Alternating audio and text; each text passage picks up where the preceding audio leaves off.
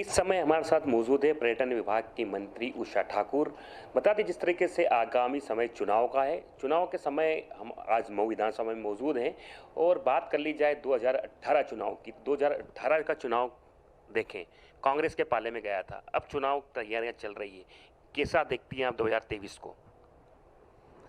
2023 में प्रचंड मतों से 51% से अधिक वोट लाकर हम अपनी लोक कल्याणकारी सरकार को पुनः बनाएंगे। इसे क्या विकास कार्य रहेंगे जो जनता के बीच जाकर आप बताएंगे? क्योंकि जिस तरीके से हम हालात देख रहे हैं, काफ़ी सर्वे हुआ है, सर्वे में कहीं ना कहीं ऐसी बातें आ रही है कि फिर दोबारा कांग्रेस। ये सर्वे कई बार आप भी जानते हैं कि लोग कंपनियों को हायर करते हैं, अपने पक्ष में परिणाम दिखाते और जनता के सामने ले जाते हैं, पर वास्तविकता तो धरातल की यही है कि भारतीय जनता पार्टी की कार्यक्षमता पर मध्य प्रदेश की जनता को सबसे ज़्यादा भरोसा है। जब हमने सत्ता संभाली थी 7 लाख हेक्टेयर में सिंचाई थी। आज मध्य प्रदेश का 45 लाख हेक्टेयर क्षेत्र सिंचित है और मुझे बहुत प्रसन्नता है कि महू में भी जो चिर प्रतीक्षित योजना थी जाना पाओ महेश्वर ड्रिप इरिगेशन 106 करोड़ की लागत से वो भी स्वीकृत हो गई। व्यवहारिक धरातल पर वो उतरने ही वाली है। वो जैसे ही उतरेगी महू का कोई खेत प्यासा नहीं रहेगा, कोई पानी की टंकी खाली नहीं रहेगी। ये कार्यशैली भारतीय जनता पार्टी की है और अपनी इस कार्यशैली पर हमको भरोसा है।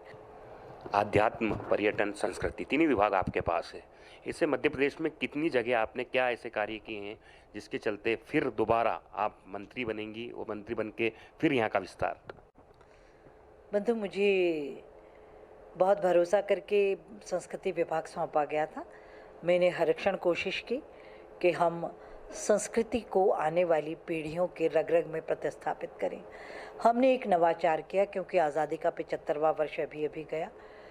आने वाली पीढ़ी क्रांतिकारियों महापुरुषों के साथ जुड़े।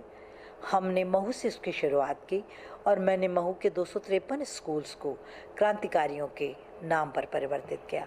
हर विद्यालय से हमने अनुबंध किया, एक पुस्तिका उनको दी है। प्रतिदिन विद्यालय में एक क्रांतिकारी का जीवन चरित्र 5 मिनट लगेंगे, वो पढ़ के सुनाया जाएगा। जब 253 को बच्चे पढ़ लेंगे तब एक लिखित प्रश्नोत्तरी होगी। जो सर्वाधिक अंक लाएगा उसको अटारी बॉर्डर का दर्शन कराने हम लोग लेकर जाएंगे। दूसरा, जो मुझे लगता है कि शायद आप भी मेरी बात से सहमत हो कि भारतीय संस्कृति की रीढ़ है रामचरितमानस। यदि भारतीय जीवन शैली से उसको हटा दिया जाए तो हमारे पास कुछ बचता नहीं। धर्मस्व के क्षेत्र में तो आप देख रहे हैं कि राष्ट्र नायक मोदी जी ने कोविड के वक्त कहा कि हमें स्पिरिचुअल टूरिज्म पर अधिक ध्यान देना चाहिए। मध्य प्रदेश उसमें अग्रिम पंक्ति में खड़ा हुआ है। महाकाल लोक आप सबके सामने है।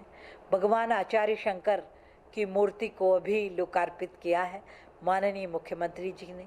हम देवी लोक सलकनपुर में बना रहे, हम हनुमान लोक का निर्माण कर रहे और महू में भी हम भगवान परशुराम लोक बना रहे। हमने संत रविदास के लिए बहुत बड़ा शोध केंद्र और मंदिर सागर में स्थापित किया है। तो सांस्कृतिक राष्ट्रवाद जो हमारी पंचनिष्ठाओं का पहली प्रतिज्ञा है, हम उसको कभी विस्मृत नहीं करते और प्राण प्रण से पूरी क्षमता से उसको व्यवहारिक धरातल पर उतारने में जुटे हुए।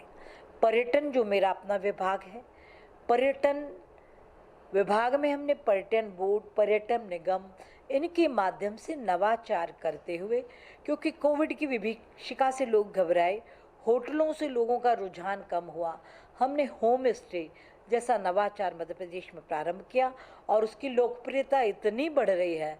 हमने ओरछा में, पचमढ़ी में, अमरकंटक में और कई जो स्थान हमने चिन्हित किए हुए हैं, ऐसे अभी हमने लगभग 65 गांव भी चुने हैं जो बड़े पर्यटन स्थलों के पास में हैं।